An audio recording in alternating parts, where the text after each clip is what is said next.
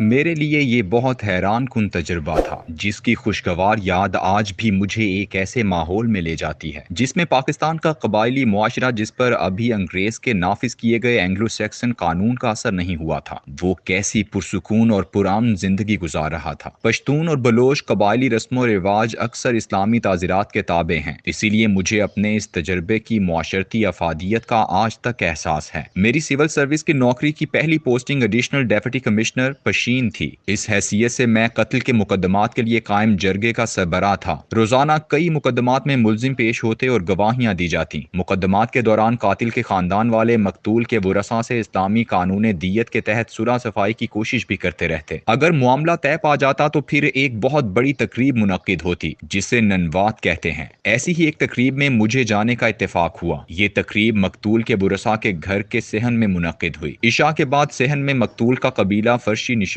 पर गाँव तकिए लगाकर बैठा था। जरगे के सरबराह की हैसियत से मुझे और जरगा मिम्बरान को एक अहम मकाम पर बिठाया गया था। थोड़ी देर कातिल के बुरसा अपने कबीले और कातिल के हमराह सहन में दाखिल हुए और सामने कतार दर कतार हाथ बांध कर खड़े हो गए। पशीन और चमन के इलाकों में चिश्ती खानदान के बुजुर्गों को बड़ी इज्जत और एहतराम से देखा जाता है। ननवात के इस काफिले की कयादत चिश्ती खानदान के बुजुर्ग ही कर रहे थे। उनमें से एक बुजुर्ग ने आगे बढ़कर कुरान करीम में कसास दियत और अफू दरगुजर की वो मुश्तरका आयात तिलावत की और उसके बाद इस्लाम में मुआफी, उफू दरगुजर की अहमियत पर थोड़ी सी गुफ्तगू की। उसके बाद कातिल का बाप आगे बढ़ा और दस्त बस्ता खड़े होकर उसने इंतहाई रिक्कत आमेज लहजे में अपने बेटे के जुर्म का एतराफ किया और इंतहाई अज्जो इंकिसारी से भरपूर पश्तो जबान में मुआफी तलब की। इस दौरान कातिल सर झुकाए साथ खड़ा हुआ था। दोनों के साथ एक फर्द कपड़े से ढके एक बड़े से थाल को उठाए हुए था, जिसमें खून बहा की रकम और एक पिस्तौल था। कातिल के बाप ने दरखास्त की कि अगर तुम चाहो तो कत्ल के बदले में कत्ल कर दो या खून बहा की रकम लेकर उसे मुआफ कर दो। थाल मकतूल के बाप के सामने लाया गया। पूरी महफिल पर सन्नाटा छा गया। उसने थाल में मौजूद रकम में से कुछ उठाई और फिर थाल पर कपड़ा डालकर वापस कर दिया। पूरी महफिल में मुबारक सलामत का गुलगुला उठा और दोनों खानदान और कबीले आपस में गले मिलने लगे। उसके बाद कातिल कबीले को साथ बैठने और खाना खाने की इजाजत मिली। ये वाकया कोई कुरून वस्ता या इब्तिदाए इस्लाम का नहीं, बल्कि सिर्फ 36 साल कबल जुलाई 1986 का है। इस हैरान कुन तजर्बे के बाद मैंने जब इस्लाम के इस निज़ाम उफू दरगुजर और निज़ाम कसास की रोशनी में बलूचिस्तान की कबायली जिंदगी का मुताला शुरू किया तो लातादाद ऐसे वाकयात मुझे मिले जो यकीनन किसी साले और अमन खू मुआशरे का खासा हो सकते हैं। कांसी क्वेटा का सबसे बड़ा पश्तून कबीला है। उसके खूबरू नौजवान सादिक कांसी को बलोच जमाली कबीले के एक नौजवान ने कत्ल कर दिया। कांसी कबीले के बुजुर्ग मैयत दफनाने के बाद अभी फातिहा पर बैठे ही थे कि उन्हें इत्तला मिली कि जमाली कबीले के लोग इस्लाम और कबायली रिवायात के मुताबिक उनके यहाँ आने के लिए रवाना हो चुके हैं। बलूची में उसे मेड़ कहते हैं। जैसे ही मकतूल के वालिद को ये इत्तला मिली कि मेड़ रवाना हो गया है तो उसने वहीं फातिहा पर बैठे हुए ऐलान किया कि मैंने अपने बेटे के कातिल को मुआफ कर दिया है। इस्लाम के उसूल दियत और कसास के ताबे इस कबायली मुआशरे का कमाल ये था कि सदियां गुजर जाती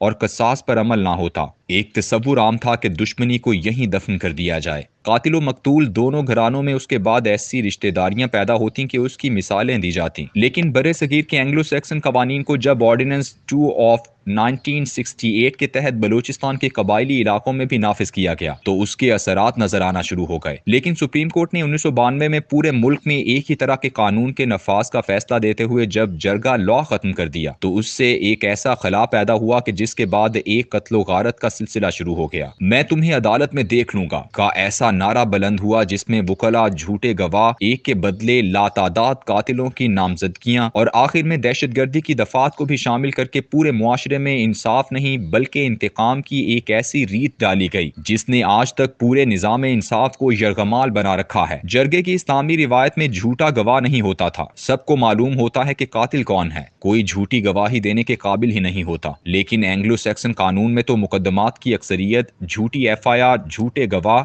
और वकील के तराशे हुए एक झूठे अफसानवी वाक़े पर मुश्तमिल होती है। यही वजह है जो इस निज़ाम की भूल भुलैयों से तंग आ जाता है वो कमरा अदालत में ही कातिल को कत्ल कर देता है। एंग्लो सैक्सन निज़ाम अदल और मगरबी तर्ज मुआशरत की खराबी यह है कि इसमें तमाम अदालतें कानून की अदालतें हैं जिन्हें कोर्ट्स ऑफ लॉ कहा जाता है। ये अदालतें हरगिज इंसाफ की अदालतें नहीं हैं। आइन के मुताबिक पाकिस्तान में मुकम्मल इंसाफ फराहम करने का इख्तियार आर्टिकल 187 के तहत सिर्फ और सिर्फ सुप्रीम कोर्ट के पास है। कानून की अदालत का मतलब ये होता है कि अगर असम्बली के 400 अरकान कोई ऐसा कानून बनाते हैं जो इंसाफ के तकाजों से बज़ाहिर हम आहंग नहीं, तो तमाम अदालतें उस पर अमल करने की पाबंद होती हैं। लेकिन चूंकि सुप्रीम कोर्ट आखिरी अदालत है, इसलिए उसे एक महदूद सा इख्तियार दिया गया है कि अगर मुरव्वजा कवानीन के तहत इंसाफ के तकाजे पूरे नहीं हो रहे तो वो उसके बरक्स फैसला सुना सकती है। लेकिन पाकिस्तान के मुतासिब सियासी जमहूरी निज़ाम का कमाल यह है कि जब कभी भी सुप्रीम कोर्ट ने ऐसा करने की कोशिश की तो उसे तानो तशनी का तख्ता मश्क बना लिया गया। पैनमा केस उसकी बेहतरीन मिसाल है। इसी तरह जब जुल्फिकार अली भुट्टो को नवाब मोहम्मद अहमद खान के कत्ल का हुक्म देने के जुर्म में फांसी दी गई तो इस फैसले को हमेशा इंसाफ के तहत नहीं